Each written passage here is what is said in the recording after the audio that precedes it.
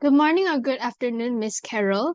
Today, me and my teammate, Miana Masinta, will be presenting our final project for IHRM, which is titled Samsung Malaysia Challenges and Issues Faced.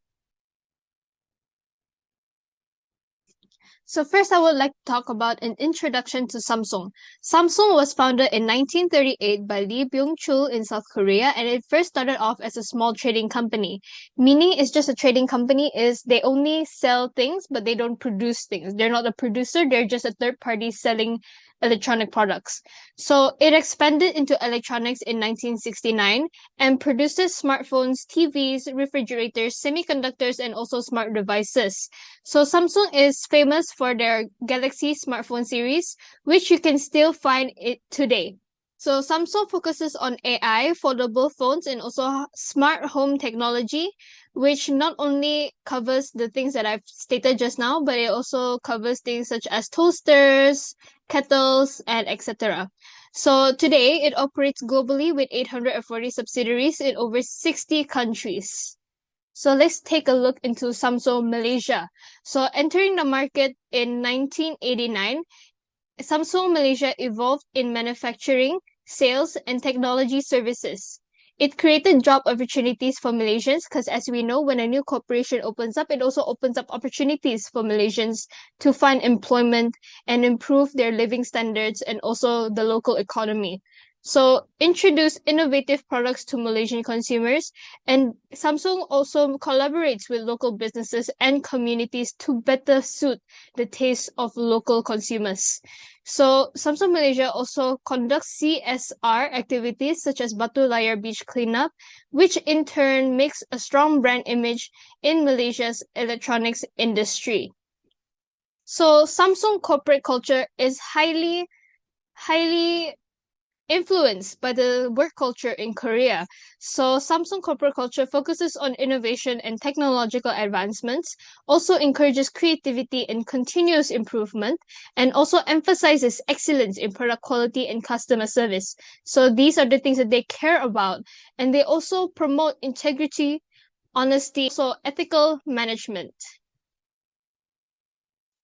So Samsung Malaysia also supports teamwork and collaboration among employees, which they value diversity, where they want to work with people of all kinds of background, no matter their nationality, equity, make sure that everyone is equal amongst one another, and also inclusion, making sure that everyone is included in the process, in any process in Samsung's corporate culture, and also actively involved in sustainability and CSR programs to mengeratkan hubungan and also build brand loyalty and brand trust. Next, I will move on to analysis and findings, which I would first want to talk about the challenges faced by Samsung Malaysia. So number one is cross-cultural communication barriers.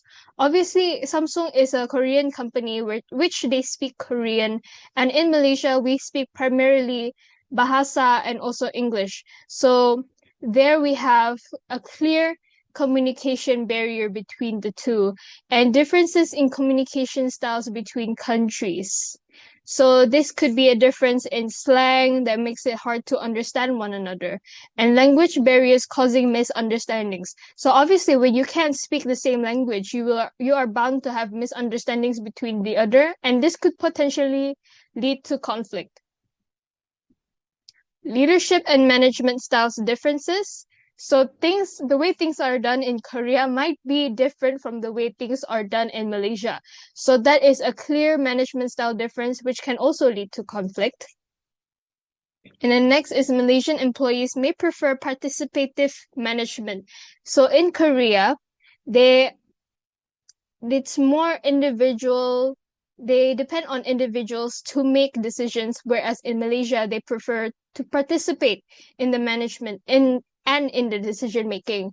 And diverse workforce with different cultural values. So this one is the same with the communication barriers.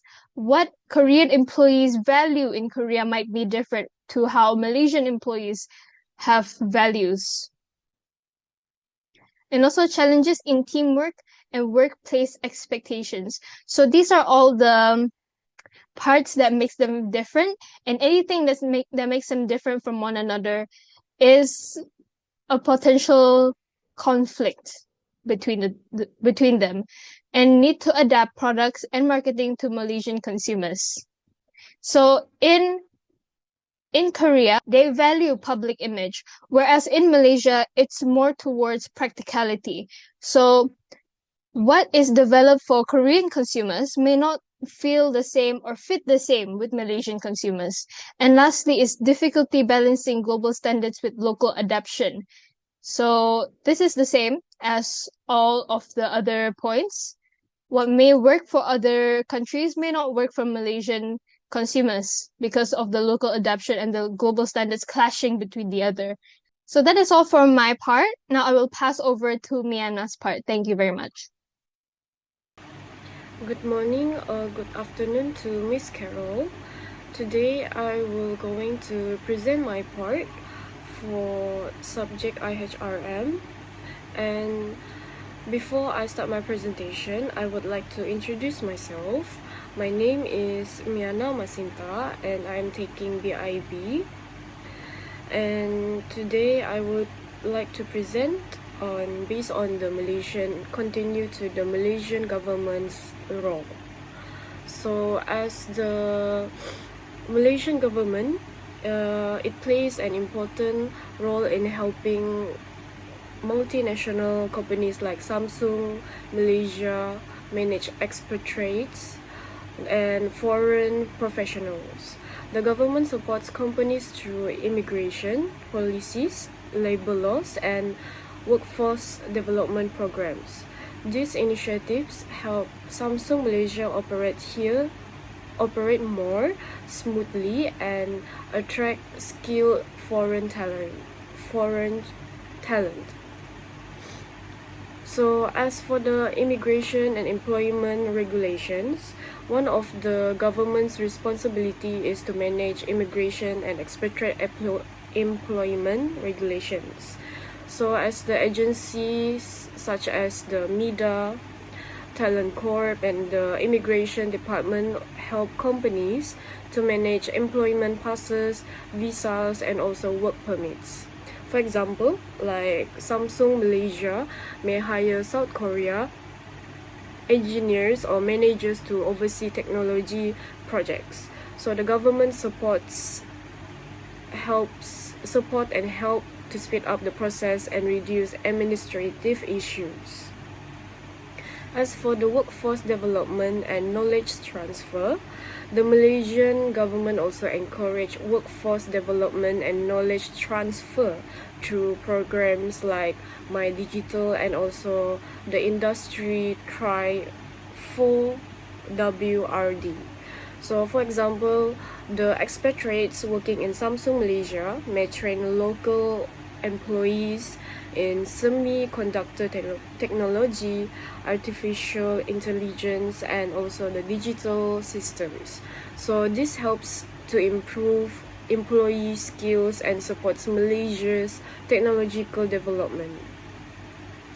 As for the diversity and cultural harmony, so as we know that Malaysia is a multicultural country, so every diversity and cultural harmony are very important in the workplace. So as for Samsung Malaysia, they employ workers from different cultural backgrounds, but the cultural differences may sometimes cause misunderstanding in communication or maybe in leadership styles. And therefore the government support for diversity and equality helps organizations manage multicultural employees more effectively. As for the employee protection and labor laws, the Malaysian government also protects the employee welfare through labor laws such as the Employment Act 1955 and OSHA 1994. These laws ensure employees receive fair treatment, safe working conditions, and also proper employee protection. And this encourage companies like Samsung Malaysia to maintain ethical human resource management practices. As for the recommendations, there are several recommendations that can help Samsung Malaysia improve expatriate management and also the organizational performance. This recommendation include improving cross-cultural training, communication, diversity management, employee development, and also employee well-being. As for the cross-cultural training, it improves the training as like Samsung Malaysia should provide cross-cultural training programs for both expatriates and also local employees. So this training helps employees understand different cultures, communication styles, and also the workplace expectations better. And in the result, misunderstandings and also the workplace conflicts can be reduced, while teamwork can be improved. Next is to encourage open communication.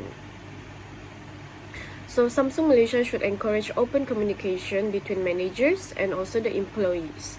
For example, employees should feel comfortable giving feedback, sharing opinions, and also discussing problems openly.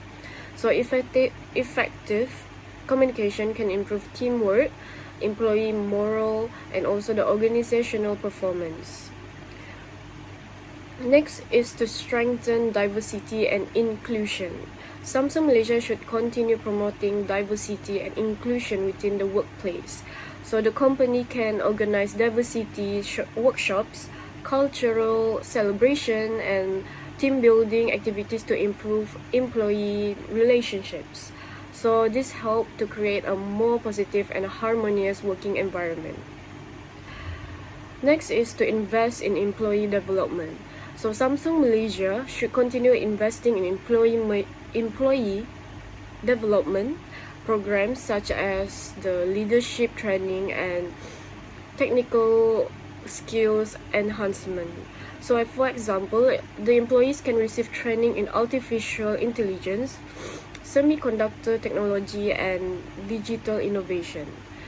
So this helps to improve employee competencies and also the organizational competitiveness. Lastly, to support employee well-being. So Samsung Malaysia should also focus on employee well-being and work-life balance. The company can provide wellness programs, mental health support, and flexible working arrangements. So support services for expatriates such as the relocation assistance and family support programs can also help employees adapt more comfortably to Malaysia. So as in conclusion, Samsung Electronics Malaysia contribute importantly to Malaysia economy and technological development. So however, managing expatriates and multicultural employees also creates several challenges such as communication barriers and also the cultural differences. Therefore, effective international human resource management practices and strong government support are important to help Samsung Malaysia maintain long-term success and also in the future. That is all for my part. Thank you.